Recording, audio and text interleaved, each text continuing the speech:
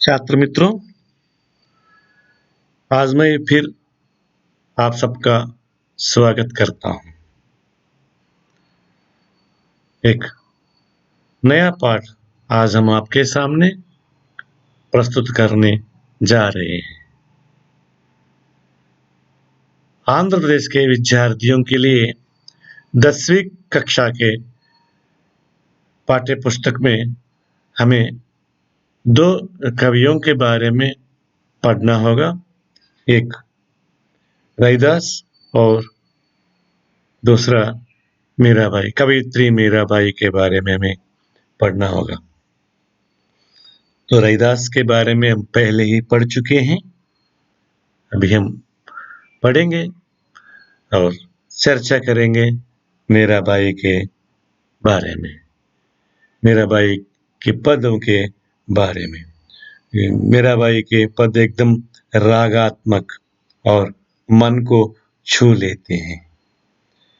चलिए पहले हम मीराबाई के यानी कवयित्री के परिचय के बारे में जान लेंगे। कवयित्री का परिचय। मीराबाई का जीवन काल सन 1498 से लेकर 1573 तक माना जाता है। इनकी प्रसिद्ध रचना है मीरा पदावली।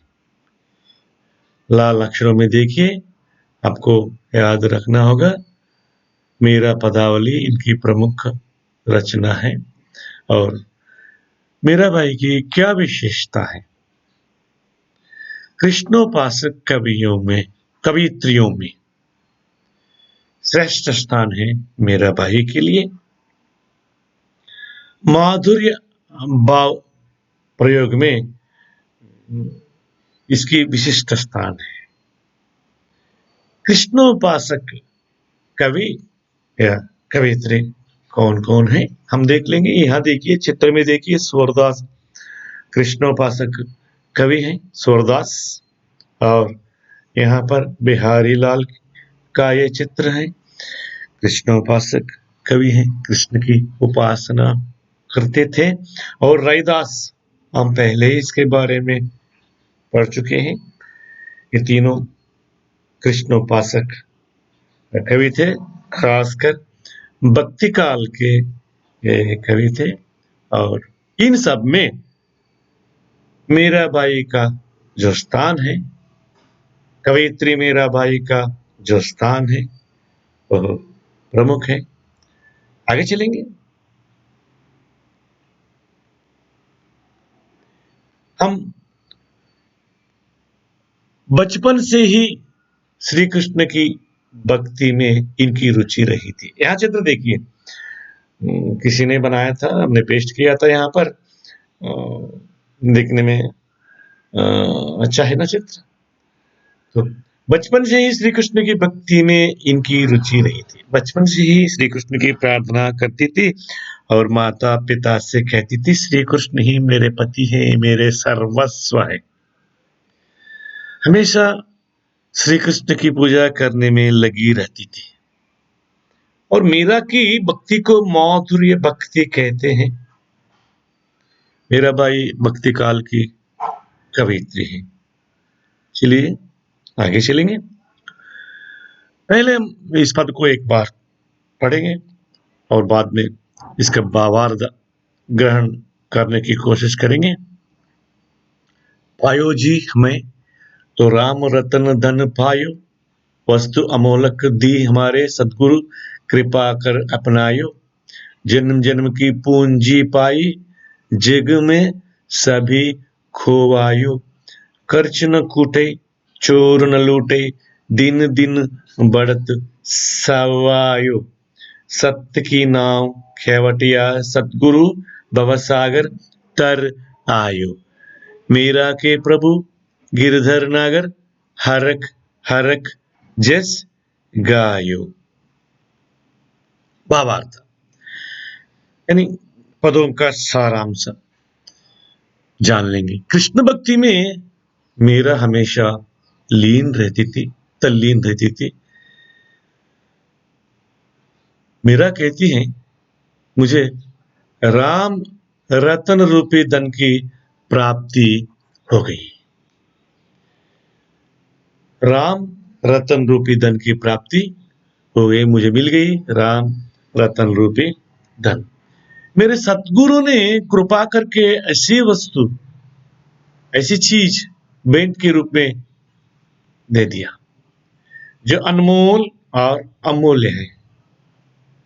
अनमोल, वी कैन नॉट परचेज, हम खरीद नहीं सकते, और अमूल्य है, उस चीज का मूल्य हम काउंट नहीं कर सकते, गिन नहीं सकते, इसको अमूल्य कहते हैं। आ प्लस मूल्य, अमूल्य, अनमोल, वी कैन नॉट कंपेयर और वी कैन नॉट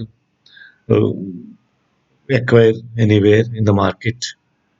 यह राम नाम रूपी धन कई जन्मों की संचित संपत्ति है। इस जन्म की नहीं, कई जन्मों से हम भगवान की पूजा करते आएंगे, अच्छे कर्म करते आएंगे, तो एक न एक दिन मोक्ष की प्राप्ति हो जाएगी। और मीरा कहती है, यह राम नाम रूपी धन कई जन्मों की संचित संपत्ति है, एक्वायर्ड जायदाद है, संपत्ति है। एक दिन की नहीं, कई जन्मों से हमें यह मिली है और आगे चलेंगे। इसे प्राप्त करने में मैंने सभी चीजें छोड़ दी हैं। यहाँ समझने की बात है, मेरा भाई राम रतन रूपी धन पाने के लिए सभी छोड़ दिए हैं। सांसारिक व्यामोह और संसार, पति पत्नी माँ, सबको छोड़ दिए हैं। समाज से बाहर चली गई है, गुरु के पास चली गई हैं, उपदेश लेने चली गई हैं। इसे प्राप्त करने में मैंने सभी चीजें छोड़ दी हैं, यही कहती है। खर्च करने से ना कम होता है और ना ही चोर लूट सकता है, यह दिन दिन बढ़ता ही जाता है। मेरा कहते हैं, I have received obtained a piece of jewel, इसको कहते हैं राम। और मैं वर्चुअस गुरु ने, सदगुरु ने, he has given this priceless thing, अनमोल वस्तु, अनमोल चीज सदगुरु ने मुझे दे दी है, और आई वॉन्ट इट, यह बाजार में नहीं मिलता है, और इट इज ए कहते हैं ट्रेजर ऑफ लाइफ, और यह गॉड की ब्लिस ऑफ गॉड कहते हैं। और यह खर्च करने से ना कम होता है, यदि खर्च करेंगे तो इसकी डिमिनिश नहीं होता है, और चोर इसको लूट नहीं सकते, दिन दिन यह बढ़ता ही जाता है। इस भवसागर, यह शब्द देखिए भवसागर, इस भवसागर, भवसागर का मतलब लौकिक दुनिया, जो जन्म से लेकर मृत्यु तक जो बीच में जिंदगी हम गुजारते हैं, और जो क्रियाएं हम करते हैं जन्म से लेकर मृत्यु पर्यंत तक, जीवन में सुख और दुख झेलते हैं। इस भवसागर को पार कराने सदगुरु कैवटिया बन आए हैं। सदगुरु शब्द के बारे में बाद में चर्चा करेंगे। कैवटिया बनकर, बोट्समैन बनकर सदगुरु, गुरु जी इस भवसागर को तराने में और इस भवसागर से पार कराने में हमारे सदगुरु कैवटिया बनकर आए हैं। अर्थात तो सत्य की नाव को चलाने वाला सदगुरु है। सदगुरु ही मार्गदर्शक है, और भगवान को दिखाने वाला सदगुरु ही है। गुरु के बिना हम कुछ भी नहीं प्राप्त कर सकते। मेरा कहते हैं आगे, गिरधर के दर्शन पर मैं खुशी से जोर से नाच रही हूँ। यानी गिरधर के दर्शन पर, गिरधर शब्द का भी हम बाद में विस्तृत रूप से जान लेंगे। गिरधर के दर्शन पर मीरा खुशी से जोर से नाचते हैं। गिरधर का अर्थ है श्री कृष्ण। श्री कृष्ण के दर्शन पाकर मीरा भाव विभोर हो जाती है और खुशी से जोर जोर से गाती है। यह है सारांश। और एक-एक पद को लेकर हम फिर चर्चा करेंगे। आप ध्यान से सुनिएगा। और पायो जी मैं तो राम रतन धन पायो। मेरा कहते हैं मुझे राम नाम रूपी रत्न मिल गया है। राम नाम को रत्न कहती है। रत्न को आप जानते हैं ना, प्रीशियस डायमंड। आसानी से हम रत्न को प्राप्त नहीं कर सकते। यहाँ राम नाम का महत्व बताया गया है। देखिए चित्र देखिए। पायोजी में तो राम रतन धन पायो। पायोजी ऑफ टाइम ज्वेल डायमंड हमें राम गॉड। और मेरा कहती है मुझे राम नाम रूपी रत्न मिल गया है। और यहाँ देखिए राम नाम डायमंड, यहाँ पर राम नाम अमूल्य रत्न के समान है। और राम नाम को रत्न की तुलना करती है, रत्न से तुलना करती है। देखिए रत्न का सौंदर्य हम इसकी प्राप्ति नहीं कर सकते, सबको आसानी से नहीं मिलेगा। मेरा कहते हैं राम नाम ही ऐसा रत्न है, रत्न के समान है। और देखिए चित्र में देखिए गुरु जी मेरा को मंत्र का उपदेश दे रहे थे। वस्तु अमोलक, अमोलक वी कैन नॉट परचेज। मोल करने के लिए खरीदने से हमें नहीं मिलेगा। दी हमारे सदगुरु से ही मिलता है, सदगुरु ही दे सकता है। राम मंत्र का उपदेश सदगुरु ही दे सकता है। सदगुरु की कृपा से ही हम पा सकते हैं। मेरा कहते हैं सदगुरु की कृपा से मुझे मिल गया है, मैं इसे अपना लिया है। सदगुरु कौन है, मैंने पहले आपसे कहा था, इसके बारे में हम बाद में चर्चा करेंगे। अभी चलिए सदगुरु कौन है? जो हमें उपदेश देता है, जो हमें मार्गदर्शन करते हैं भगवान से। लक्ष्य की प्राप्ति करने के लिए सदगुरु हमारे साथ देता है। आप भी अपने आपको भी अपने अपने गुरु हैं, और सदगुरु आपकी लक्ष्य की प्राप्ति करने में मदद करते हैं। गुरु नानक जो है गुरु नानक को सदगुरु कहते हैं। और जग्गी वासुदेव आजकल हमारे लिए गुरु बनकर हमें मदद करने के लिए हर जगह हमारे यहाँ आते हैं। और मेरा कहते हैं मेरे सदगुरु ने कृपा करके मुझे यह वस्तु दी है। वस्तु कौन सी है? राम नाम ही वस्तु है। राम नाम ही वो वस्तु है। राम नाम को ही डायमंड कहती है, रत्न कहती है। वस्तु थिंग अमोलक, प्रीशियस, प्राइसलेस। और गिव हमारे यहाँ पर सदगुरु गुरु साइंट कृपा कर। गुरु did a favour to me, he showed mercy. मैंने उसे अपना लिया, उस राम नाम को अपना लिया। तो समझ में आ गई ये बात आपको, सदगुरु ये है। और आगे चलेंगे। जन्म जन्म की पूंजी पाई जग में सभी खोवायो। शब्द समझने में आसान है। जन्म जन्म की, फ्रॉम सो मेनी बर्थ्स की पूंजी पाई है। यह पूंजी मैं पहले बहुत जन्मों से पाती आई हूँ, यानी प्राप्त करती आई हूँ। एक जन्म की नहीं, जन्म जन्मों की, सिंस मेनी बर्थ्स। पूंजी यानी ट्रेजर ऑफ हैप्पीनेस। राम नाम रटने में जो हैप्पीनेस है, जो खुशी है, वो आज की नहीं, जन्म जन्म से मैं इसकी प्राप्ति करती आई हूँ। जग में सभी खोवायो, I lost everything to obtain this रतन, दिस पूंजी।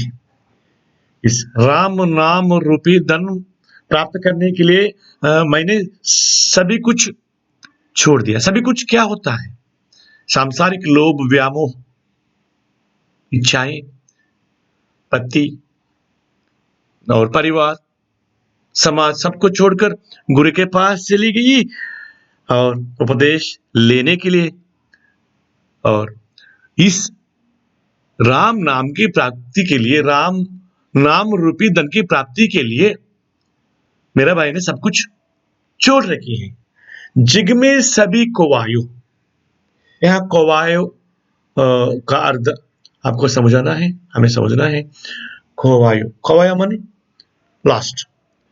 देखिए जन्म की, सिंस मेनी बर्थ्स पूंजी पाई, received treasure of happiness, bliss of God, जग में इन द वर्ल्ड, सभी एवरीथिंग खोया लास्ट वर्ल्डली थॉट्स। यहाँ क्या खोई है, खो चुकी है मेरा भाई, सब कुछ खो चुकी है। और धन, जायदाद, परिवार सबको छोड़कर श्री कृष्ण की पूजा करने चली गई, गुरु से उपदेश लेने के लिए चली गई। इसलिए कहते हैं मैंने सब कुछ मैं खोई हूँ, जग में सभी खोवायो, everything I lost everything to acquire this happiness, bliss of God। आगे चलिए, यहाँ देखिए चित्र देखिए, सब कुछ खो चुकी है और श्री कृष्ण की भक्ति में तल्लीन मेरा भाई। खूबसूरत चित्र। आगे चलेंगे, और खर्च न कूटे चोर न लूटे, दिन दिन बढ़त सवायो। मेरा को नाम रूपी धन जो मिला है उसका खर्च करने से ना कम होता है, ना कोई चोरी नहीं कर सकते हैं। यह दिन दिन बढ़ता ही जाता है, अर्थात इसका डिमिनिश नहीं होता, इट कैनॉट बी रिड्यूस्ड। और यह जन दो है, यह धन जो है, मैंने पहले ही कहा, राम रतन रूपी धन चोर नहीं लूट सकते, दे कैनॉट स्टील इट। और खर्च करने से ना कम होता है, ना चोर लूट सकते हैं, बल्कि यह दिन दिन बढ़ता ही जाता है, इट इंक्रीजेस एवरी टाइम। खर्च न कूटे, चोर न लूटे, नहीं लूट सकते, और घटता ही नहीं, दिन ब दिन एवरी डे बढ़, यह धन, राम रतन रूपी धन बढ़ता ही जाता है। सवायो, यहां पर आपको अर्थ समझना है। सवायो मीन्स पुराने जमाने में जब हमारे पास घड़ी नहीं है, तब एक दिन को 24 घंटों को 4 जामों के रूप में बांटते थे। In a day, 4 jams are there. Each jam is called as 1 quarter. तो हर जाम, मेरा कहते हैं हर जाम यह बढ़ती ही जाती है, संपत्ति बढ़ती ही जाती है, यह घटती नहीं, कम नहीं होगा। इसको खर्च नहीं कर सकते, खर्च करने से कम नहीं होता, और दिन दिन बढ़ता है। हर जाम इसकी तरक्की होती जाती है, बढ़ती ही जाती है। खर्च, स्पेंट, कूटे, डिमिनिश, चोर, थीव, ना लूटे, कैनॉट बी स्टील, दिन दिन एवरी डे बढ़, इंक्रीज, सवायो क्वार्टर टाइम। यहाँ चोर का चित्र देखिए, और चोर नहीं लूट सकते राम नाम को, और हम इसको पैसे हम खर्च करेंगे तो भी पैसे जैसे कम नहीं होते। यहाँ देखिए दिन दिन बीज है यहाँ पर, जैसे महावृक्ष बन जाएगी, और मोक्ष का मार्ग हम पकड़ सकते हैं, इसी भावना है। और आगे चलेंगे, सबकी नाव केवटिया सतगुरु भवसागर तर आयु। इस भवसागर को, ओशन ऑफ लाइफ, मैंने पहले ही आपसे कहा है भवसागर क्या होता है। भवसागर का अर्थ है यह दुनिया में जन्म से लेकर, और फ्रॉम ऊम टू टूम, जन्म से लेकर मृत्यु तक के जीवन की जो अवस्था है, उसी को भवसागर कह सकते हैं। वर्ल्डली थॉट्स, लौकिक दुनिया को पार कराने में सतगुरु केवटिया बन आए हैं। केवटिया मीन्स बोट्समैन, बोट्समैन केवटिया का अर्थ है बोट्समैन। और सतगुरु की नाव केवटिया बनकर सतगुरु हमारे सामने आए हैं। भवसागर को तराने में सतगुरु ही हमारी मदद कर सकते हैं। इस भवसागर को पार कराने सतगुरु केवटिया बनाए हैं, अर्थात तो इस सत्य की नाव को चलाने वाला सतगुरु ही है। सत्य, ट्रूथ, एग्जिस्टिंग, सत्य जो है एग्जिस्ट है। लौकिक, आप जानते हैं 2 शब्दों को, लौकिक और पारलौकिक। नाव, नाव का अर्थ है बोट है, यहाँ पर केवटिया है बोट्समैन, सतगुरु बनकर हमारे लिए आते हैं। यहाँ गुरु की महत्ता के बारे में बताया गया। भवसागर, ओशन ऑफ लाइफ, तरायो, came to help to cross this ocean of life। और आगे चलेंगे, गुरु की महत्ता यहां बताया गया। मेरा कहती हैं या मेरा का कहना है, सद्गुरु की कृपा से ही हम जीवन को पार कर सकते हैं। यानी सद्गुरु की कृपा से ही हमें राम रतन रूपी धन मिल गया है। यहाँ देखिए, चित्र देखिए, सद्गुरु उपदेश दे रहे हैं छात्रों को। और आगे चलेंगे, मेरे नेक्स्ट, मेरा के प्रभु गिरधर नागर हारक हारक जस गायो। यहाँ पर हमने इस शब्द के बारे में पहले कहना चाहते थे, अभी समय आ गया। गिरिधर, गिरी को उठाने वाला। चित्र देखिए, यहाँ पर श्री कृष्ण गिरी को उठा रहे हैं। मेरा के प्रभु, मेरा के प्रभु ईश्वर, गॉड, भगवान, और पहाड़ को यहाँ पर श्री कृष्ण उठा रहे हैं और बचाने के लिए। इसके पीछे बहुत बड़ी कहानी है, बाद में इसके बारे में हम जान लेंगे। यहाँ पर देखिए, हारक हारक, जोर जोर से, जोर जोर से मीराबाई गाती हैं और श्री कृष्ण की श्री कृष्ण के यशगान गाती है। गिरिधर के दर्शन पर मेरा खुशी से जोर से नाती है। भाव विभोर होकर श्री कृष्ण के दर्शन पर मीराबाई नाचती है, गाती है। और आगे चलेंगे। मेरा के प्रभु, आप तो जान लेंगे, श्री कृष्ण है गिरिधर, और गिरी को धारण करने वाला, यानी पहाड़ को धारण करने वाला नागर चित्तुर आदमी श्री कृष्ण चित्तुर है। हारक हारक जोर से श्री कृष्ण के गुणगान गाती है। मेरा भाई, यहाँ देखिए, पूजा करते हुए गुरु का चित्र, चरणों पर हम फूल डालते हैं, ये चित्र। और बाद में हम चलेंगे इसके व्याकरण अंश के बारे में हम जान लेंगे। बाबा सागर, इस शब्द के बारे में थोड़ा बहुत जान लेना चाहिए, कई बार परीक्षाओं में आ चुकी है। इसका समास क्या है? हालांकि आपको विग्रह करने के बारे में नहीं पूछते, मगर हम जान लेना चाहिए समास के बारे में। सिर्फ आपको समास पहचानना चाहिए। भव सागर, भवर रूपी सागर, इसको कर्मधारय समास कहते हैं। कर्मधारय समास की विशेषता है, पहला पद विशेषण तथा दूसरा पद विशेष्य होता है। कर्मधारय समास में पहला पद विशेषण और दूसरा पद विशेष्य होता है। विग्रह करते समय, यानी अलग करते समय, दोनों पदों के बीच हाई जो रूपी के समान में से किसी एक शब्द का प्रयोग होता है। यानी वाक्य को, शब्द को अलग करते समय, विग्रह करते समय, हम बीच में, दो शब्दों के बीच में हाई जो रूपी के समान में से किसी एक शब्द का प्रयोग करते हैं। विग्रह करने पर कोई नया शब्द नहीं बनता, व्यक्ति या वस्तु की विशेषता का ही बोध होता है।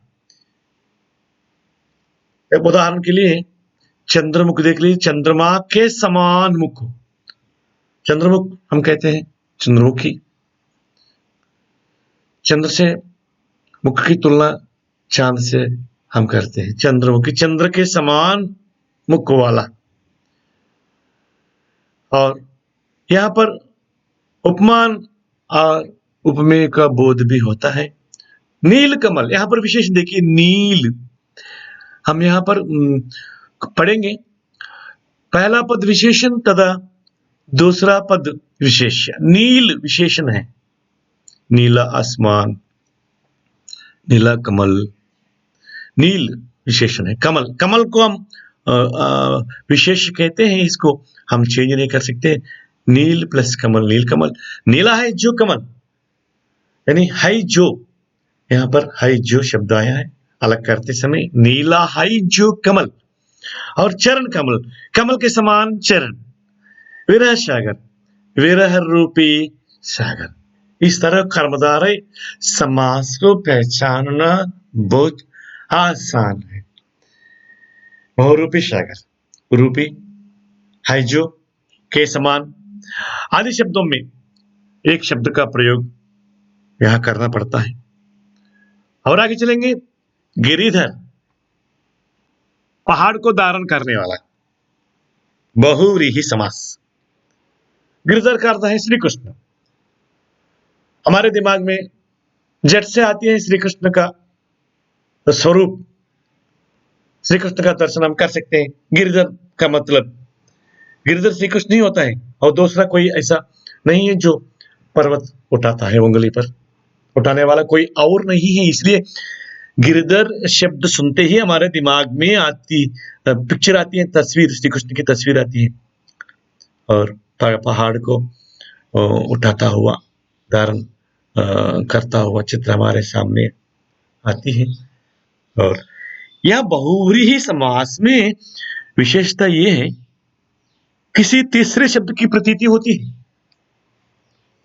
उदाहरण के लिए एक और शब्द के बारे में हम जान लेंगे, दशानन। दशानन शब्द सुनते ही हमारे दिमाग में एक ही व्यक्ति की याद आती है, रावण की, जिसके 10 आनन हो। 10 है आनन जिसके, यानी रावण की याद आती है। और त्रिनेत्र, 3 नेत्रों वाला ईश्वर की याद आती है, ईश्वर हमारे सामने आ जाते हैं। और लंबोदर, जिसका उदर लंबा है, लंबोदर, यहां देखिए शब्द देखिए लंबोदर, जिसका उदर लंबा है, हमें गणेश की याद आती है। और गजानन, गज के समान आनन, एलिफेंट जैसा फेस। हम गजानन बोलेंगे तो किसकी याद आती है हमें? और गणेश की प्रतिमा की याद आती है, उसका मुख एलिफेंट मुख है। और इस तरह बहुव्रीहि समास में हमें तीसरे शब्द की प्रतीति होती है। दशानन, लंबोदर, गजानन, त्रिनेत्र। इस तरह यहां पर बहुव्रीहि समास को पहचानना भी आसान है। तीसरे अर्थ की प्रतीति होती है, गिरधर माने श्री कृष्ण। इस तरह बहुव्रीहि समास को हमें पहचानना भी मुश्किल है। और चलिए हम एक बार पुनः चरण करेंगे, 2-3 मिनट। हम अंत तक आ चुके हैं। यहाँ पर देखिए चित्र, देखिए श्री कृष्ण की बाल लीलाओं का वर्णन करते हैं, माखन चोरी करता हुआ श्री कृष्ण का चित्र। बचपन में श्री कृष्ण माखन चोरी करते थे, या यशोदा है, ग्वाल बाल है, यानी बाल लीलाओं का यशगान मेरा करती थी, बाल लीलाओं का वर्णन ही करती थी। मीरा कृष्ण भक्ति में लीन रहती थी, कृष्ण की पूजा करती थी, श्री कृष्ण को अपने पति मानकर चलती थी, श्री कृष्ण के गुणगान ही करते थे। मीरा के पदों में मुख्य विषय माधुर्य भक्ति है, याद रखना है आपको, माधुर्य भक्ति ही है। श्री कृष्ण से प्रेम करती है और अपना सर्वस्व उन्हें समर्पण करती है, श्री कृष्ण की लीलाओं का वर्णन करती है। यही मीरा के पदों में मुख्य विषय है। और आगे चलेंगे। धन्यवाद। और मुझे यह शक्ति मिली है इन बच्चों की वजह से, और my strength is my children. और आप सबको धन्यवाद समर्पित करना चाहता हूं। और फिर मिलेंगे एक नया पाठ को लेकर, तब तक मुझे इजाजत दीजिए छात्रों। धन्यवाद।